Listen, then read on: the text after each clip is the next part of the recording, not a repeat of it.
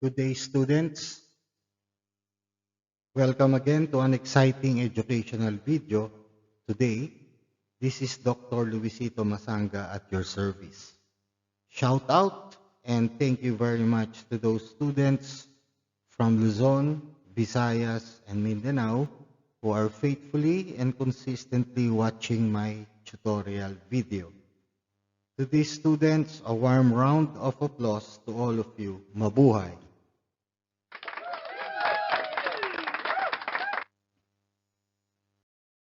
Our educational video for today is about business law, obligations, and contract, and this is module 1, which we are going to discuss about the general nature of law. And to set up our learning outcomes, at the end of the tutorial video, students will be able to comprehend the definition of law, what are the different divisions of law, the types and kinds of law, and the sources of law. Let us proceed. What is law? According to dictionary.com, it is the principles and regulations established in a community by some authority and applicable to its people, whether in the form of legislation or of custom and policies, recognized and enforced by judicial decision. Any written or positive rule or collection of rules prescribed under the authority of the state or nation as by the people in its constitution, by law, and statutory law. The controlling influence of such rules, the condition of society brought about by their observance in maintaining law and order. So, any rule of action or any system of uniformity. And that is the definition of law. There are two divisions. The first division is law, which is promulgated and enforced by state. That is the first division. Meaning to say, laws that are enforced by our government. Okay? Number 2, law which is not promulgated and enforced by state. Okay? That will include divine law, natural law, moral law, and physical law. And we will discuss that on the next slide. These are laws not promulgated by state, and one of them is divine law. What do you mean by divine law? Divine law is law of religion and faith, which concerns itself with the concept of sin and salvation. The next is natural law. Natural law, this is the divine inspiration in man of sense of justice, fairness, and righteousness, not by direct revelation or formal promulgation, but by the internal dictates of reason alone. The moral, this is the totality of the norms of good and right conduct, growing out of the collective sense of right and wrong of every community.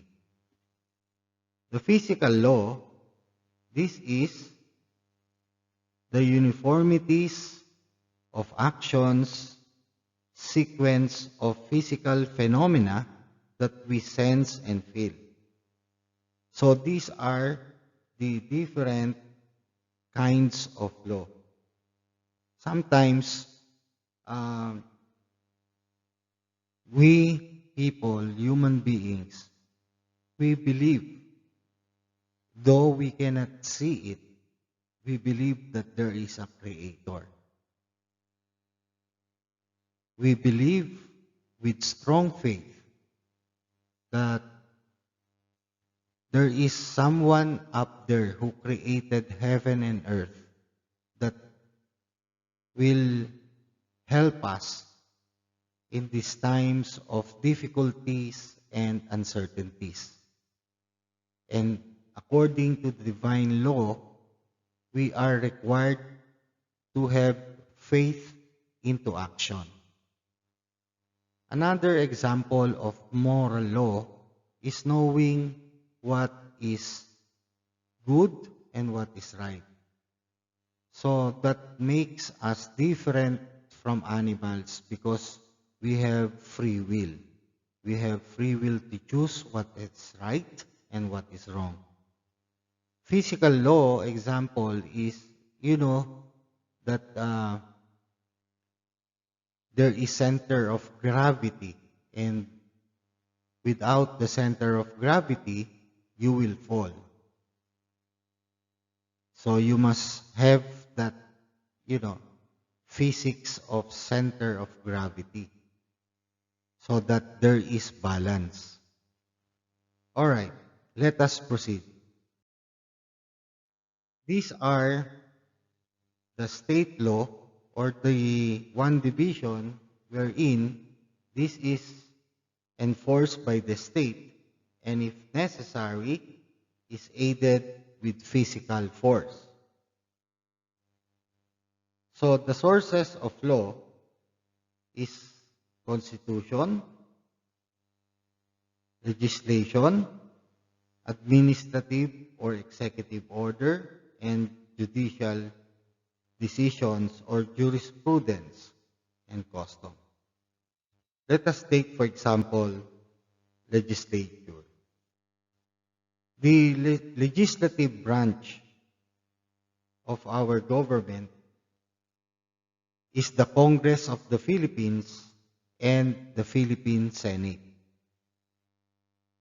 The Senate is composed of 24 senators who shall be decided at large by the qualified voters of the Philippines and be provided by law. The House of Representatives shall be composed of not more than 250 unless otherwise fixed by the law, 20% of whom must be party list representative. The executive branch consists of the President, the Vice President, and the Cabinet and local government units. The judiciary is composed of the Supreme Court and Chief Justice. So you can see here in this conceptual framework that this legislative, executive, they are the ones who are making the law. Like for example, judiciary is a case law. The executive branch is the administrative law, and the legislative makes statutory law. And all of this put together creates the law. And what is the characteristic of law? First, it is a rule of conduct. Second, it is obligatory. Third, it is promulgated by legitimate authority. And last, it is common observance and benefit. So that's the characteristic of law. In the judiciary, we have organization of courts. Of course, under the 1987 Constitution, the power to decide cases involving the interpretation and application of laws is vested in one Supreme Court, and in such lower courts established by law, example, regular courts, special courts, and quasi-judicial agencies. Who are these? This is administrative bodies under the executive branch performing quasi-judicial functions like National Labor Regional Council, Securities Exchange Commission, and Land Transportation Franchising Regulatory Board, and the independent constitutional commissions. These are the organization of courts. So our references for this discussion are this one. Again, thank you very much for listening, subscribing, and liking the channel. Till we see you in my next tutorial educational video. Thank you and keep safe, everyone.